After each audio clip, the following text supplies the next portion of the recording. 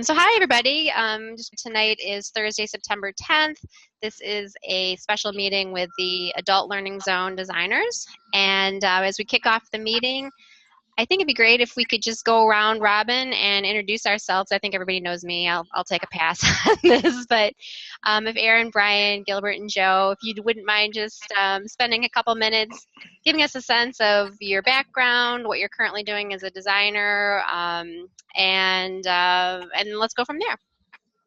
All right. Well, I suppose I'll go first. I'm Gilbert Reyna, and I'm a retired Navy. I was retired in 2012. I pursued an instructional design degree at Texas A&M Corpus Christi in 2014 and graduated in December. Landed a job at Texas A&M University Health Science Center College of Pharmacy, and I've been there for just under 6 months. So I'm still learning as I go, and I'm excited to be here. And from what it sounded like when we talked before we started the recording, you're getting involved in a lot of the technology side of the house, right? Yes, absolutely. That'll be perfect for what we're doing. We'll definitely be tapping into that expertise. So thanks. Okay. Welcome, and welcome back. Welcome back to your second project. Thank you. You want to go ahead, Aaron? Oh, hi. I'm Aaron Burgess. I live in Cincinnati, Ohio. I got into instructional design maybe, I think about 2003, and really started full-time in that field in 2007, and have worked mainly in adult learning spaces, usually in degree completion spaces. I kind of got into the conversation or joined the meeting when you were talking about Canvas. I have experience. I've been using Canvas for about a year and a half now. And I've also done projects in Moodle and Blackboard. I've taken courses as an online student, and I've been a designer and also an instructor. So I've got kind of all those various experiences. So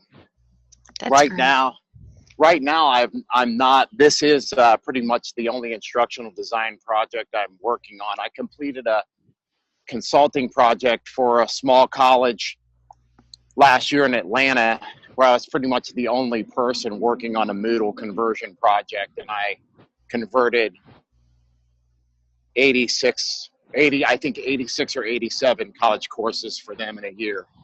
Wow. In Moodle.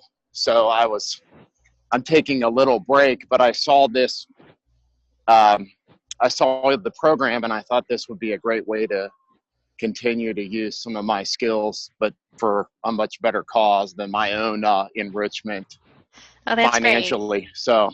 Well, that's great. And we really, and as I said when I was talking about how I divvied up the teams, clearly your background in working with Moodle and with other LMSs is really going to come in handy as we make our decisions as far as where we're going to be storing and housing at the resources we create. So welcome to the project. Thank you. Thank you. Hello, everyone. And Joe, do you want to go ahead?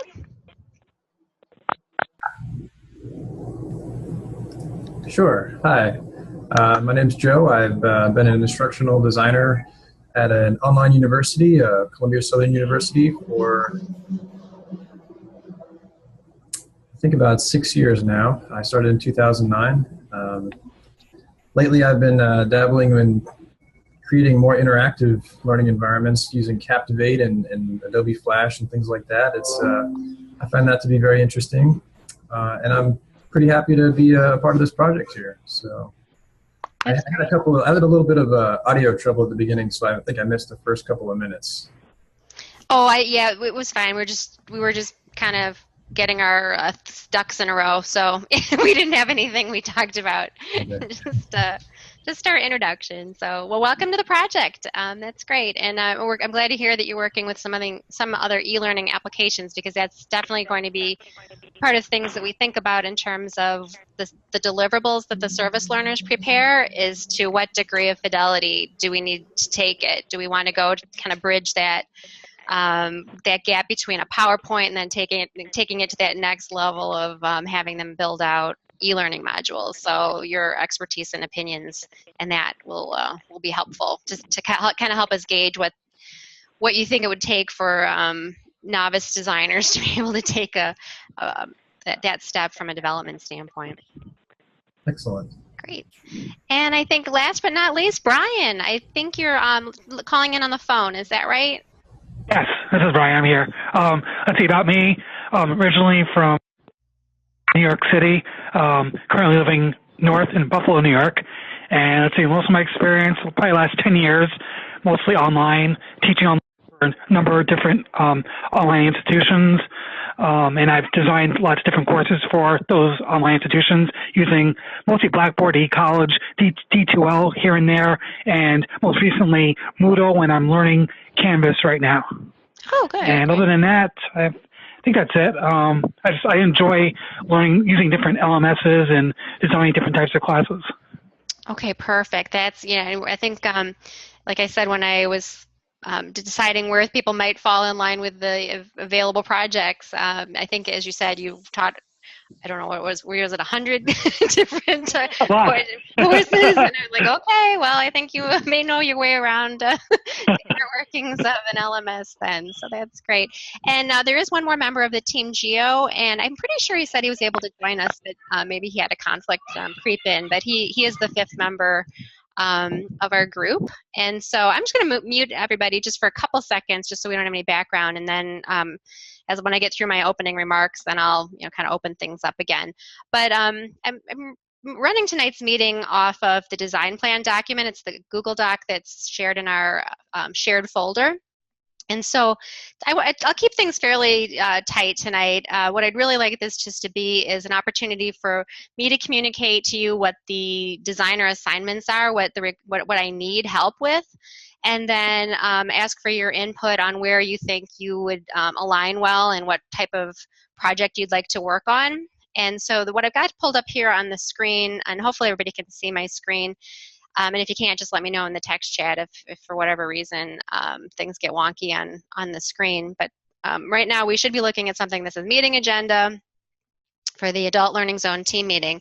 And so the two areas of designer assignments where I need help is one, to create the requirements for the service learners in terms of what they're going to be designing and delivering.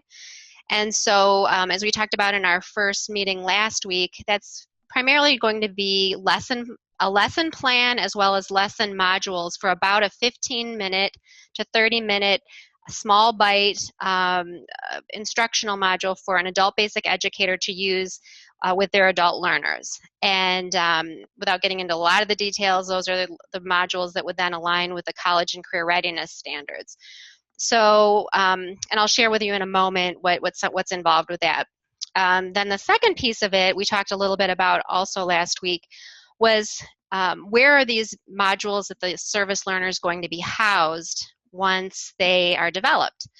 And last week, I was pretty gung-ho about this whole idea of us going out and creating our own repository using a WordPress installation, mainly because everything I've seen to date is very K-12 driven.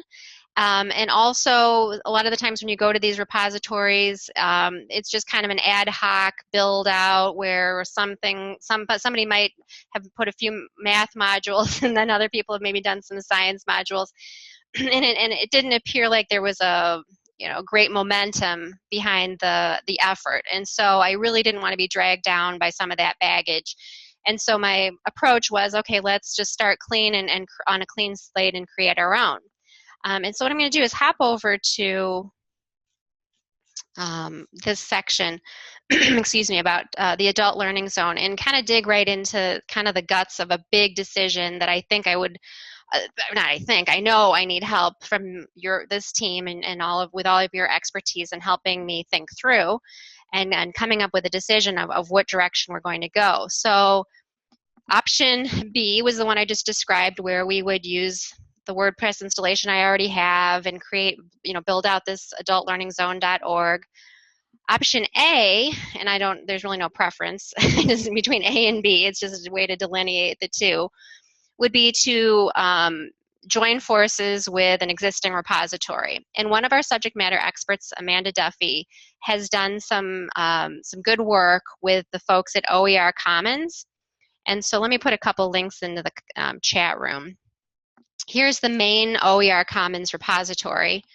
And then what's interesting within that, they have gone out of their way to help organizations such as us, or maybe a community college or someone else, carve out a little world of their own, like a hub or a small world within OER Commons to develop resources that are specific to their needs.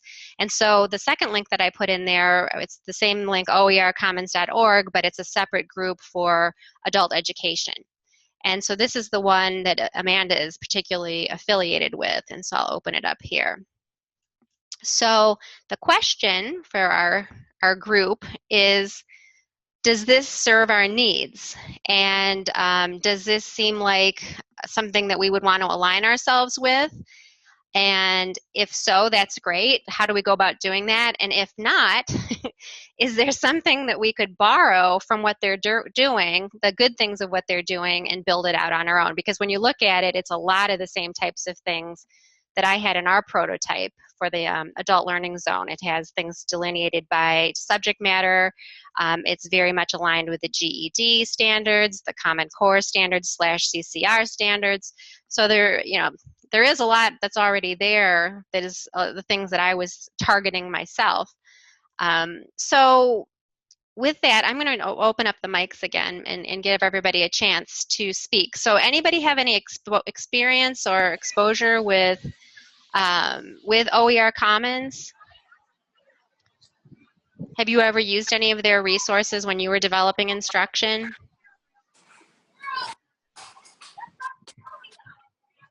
No, that sounds like a no.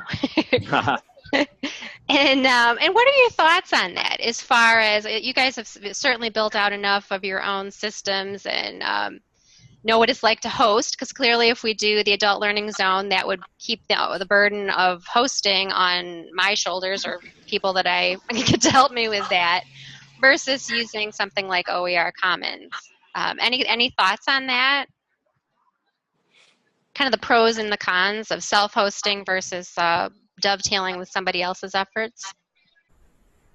I guess one of the things that I would want to know is, I imagine we want to make this as the learners' deliverables. I imagine we want to make them available after the fact, so if they wanted to demonstrate their abilities to someone else. Mm-hmm. Yep, that's a really good point. And one thing that I noticed right away to that point, it definitely has Creative Commons licensing as the backbone, so that does help that. However, it's not as liberal a license as we were contemplating. I was contemplating the most liberal licensing, which was just the attribution. And the OER Commons defaults to non-commercial, which I think technically could be a problem for some of our GED folks. Like if they're a GED area where they actually sell their training, or the GED prep, I don't know if that runs afoul then of the non-commercial license. But that's not to say though that we can't make our resources more liberal than what the main platform has. But it does also get to your point. One of the reasons we had the most liberal licensing is because we wanted to make sure the students who provided work to us were then able to use those resources either in a portfolio, or if they were an adult basic educator or whatever it may be, that they could then take that resource and use. So yeah, your point is really well taken. And I think when you poke around a little bit and look at it, it's kind of interesting. Let me look at one of these and see if I can come up with a good example. When you click on the actual resource, what's kind of interesting about it is they do have a way for people to rate the resources, which I think is kind of cool, which kind of gives it a way of self-evaluating, I guess, the quality of the material, although I don't know who's doing the rating. I guess that's another question mark. But it does then give you the opportunity to list who the provider is. So here, for example, is the U.S. Geological Survey was the provider of this resource. So this instead would obviously be our name, Designers for Learning, and then we could have the students, I'm sure, some type of attribution back to the specific designers. So if you really look through this, it's a lot like what I was contemplating. And it's got this a section below it for comments and people. It looks like these are some of the folks that stepped in and reviewed and rated. So what I'd like to do then, let's chew on this. So what I have laid out for our big picture schedule for the next couple of weeks. Let me find where that is. Here we go.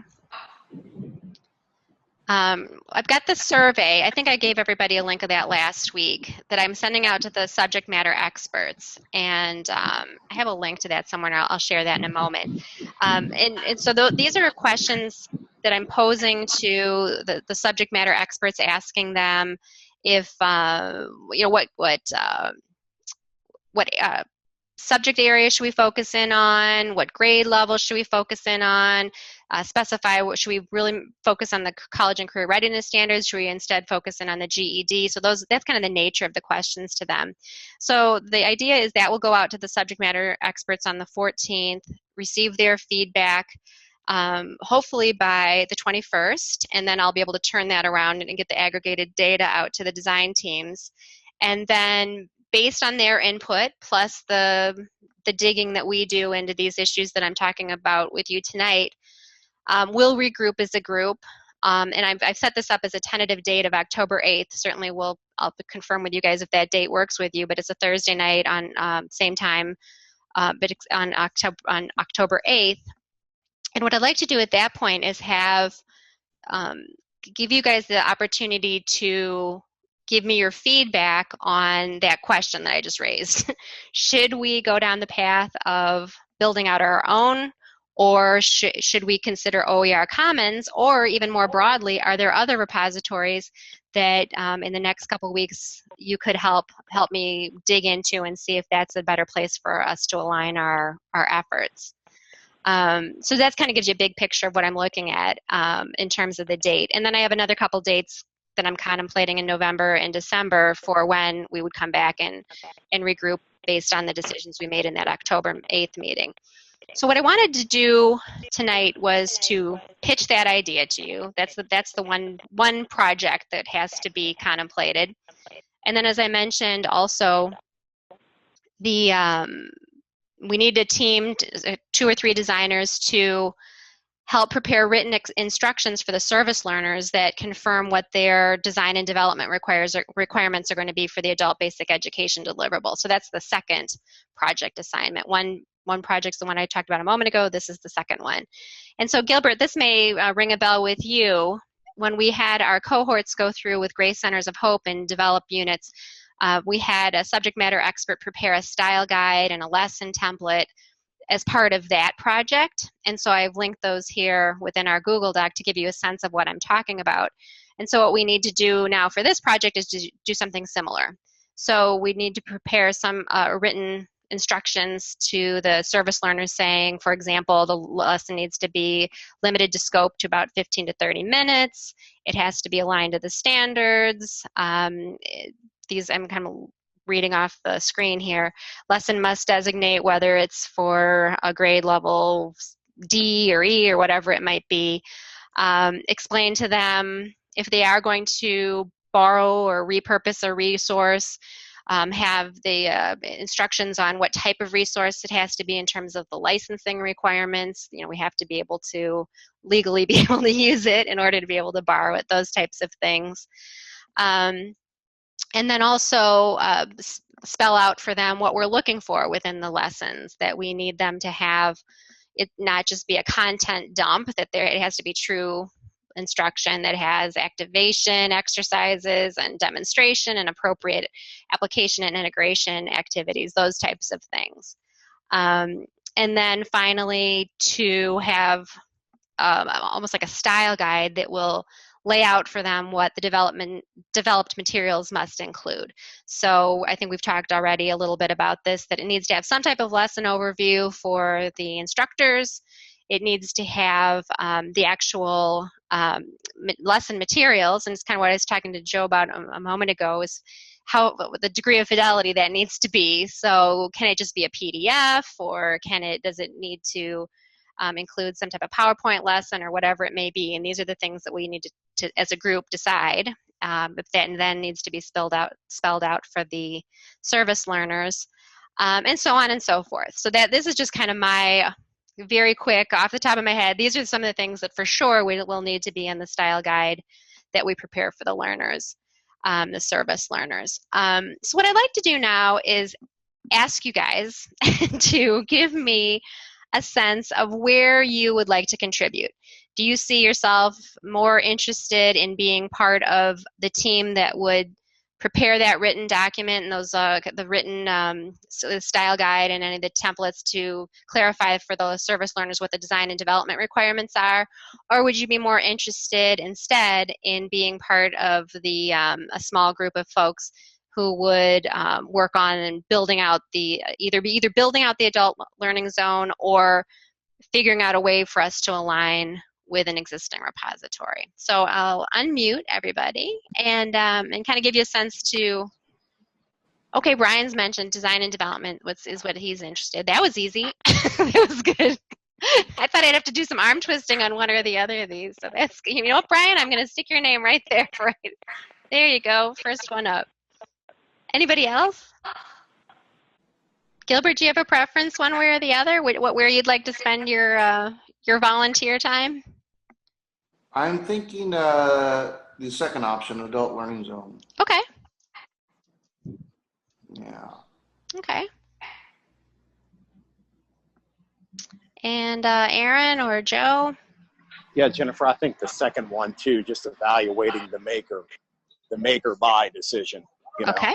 So that would interest me. I have one question though. Sure. About the survey being asked to the subject matter experts in regards to the types of technology that the users would have access to, because I think that would help to determine some of the requirements. I mean, we don't want to create, learning modules that, GRE instructors and then students aren't going to have access to. I didn't know if that was part of the survey. It is a little bit, and you know what I'd like to be able to do too, or ask for your input in.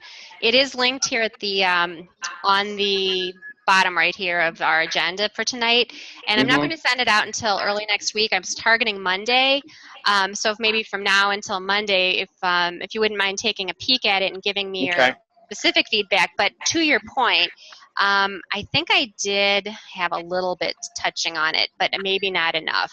I talked a little bit about development format. I think I talked a little bit about the context. Let's see. Where did I have that?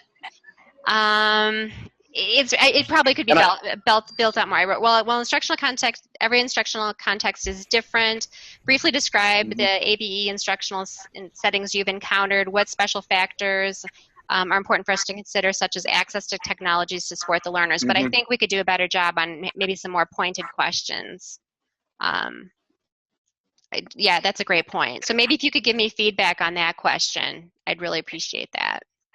Files and spending a lot of time on those are time intensive, tools. So I think they, we access to Flash or HTML5 or, whatever to be able to pulls in that we are commons, are there not, of different, that we can look at different modules that will tell us or give us a sense of what other people are using.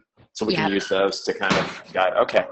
Right. Because I've not had a chance to look at that, and I'm not familiar with that kind of repository. So. Yeah, I'm learning every day. It's like I said, it's been really cool to have these subject matter experts here to help us.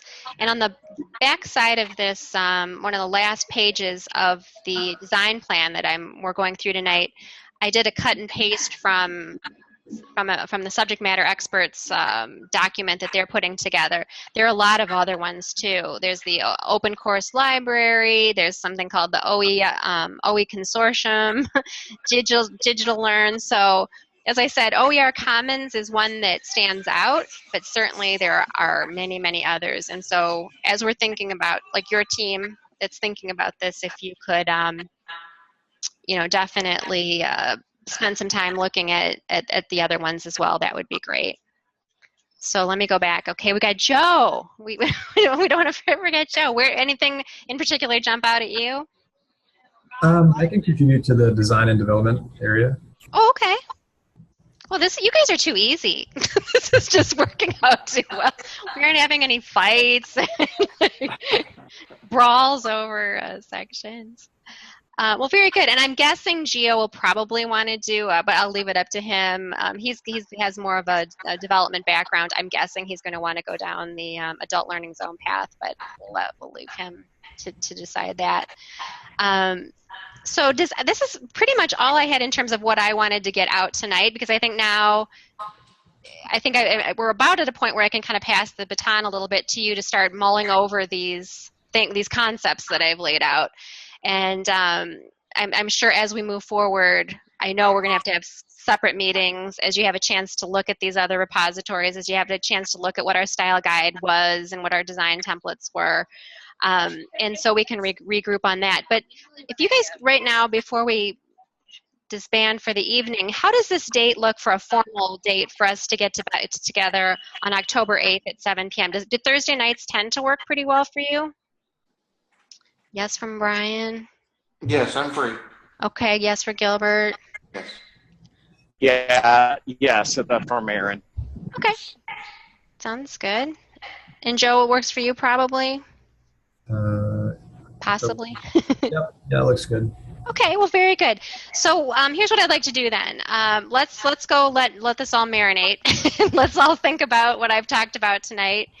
And formally, for sure, we'll meet on October 8th. And informally, if anyone wants to do just a hangout with me to get clarification on some of the things I mentioned, we can certainly do that at any time in the interim between now and then. And also, I'll just be sending out my periodic emails as we get information in from the subject matter experts or as things may evolve. But this document that I have pulled up tonight, that'll be kind of our home base for your team in particular. So if there are things that you find that you want to store for the group to look at, this is a good place to do it. And then with that, I guess I'll just turn it over to you guys. Are there any questions that you have from what we talked about tonight, or do you want to just kind of have some time now to mull things over? Hi, it's Gilbert.